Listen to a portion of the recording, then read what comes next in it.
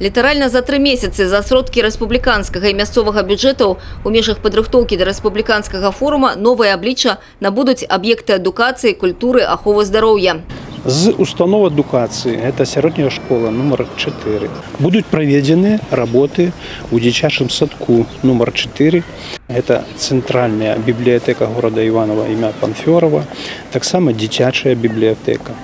Уже пачаліся работы і продолжаются у педыятрычным аддзяленні нашай цэнтральнай раённай бальніцы.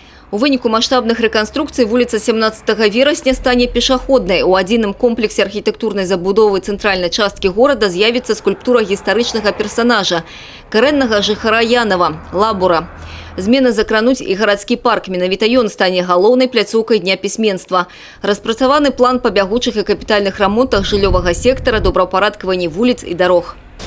Зараз уже пачаліся работы і будуць продолжаться на центральных вуліцах города Иваново, где будут проводиться або текучие ремонты, або капитальные с модернизацией.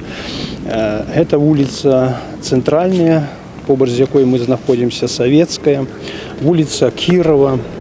В принципе, это нам надо. И, конечно, надо же и облагородить, и какие-то новые, не знаю, секции открыть, я считаю, новые какие-то мероприятия для детей, чтобы детям было больше развития. Город очень умеет принимать гостей.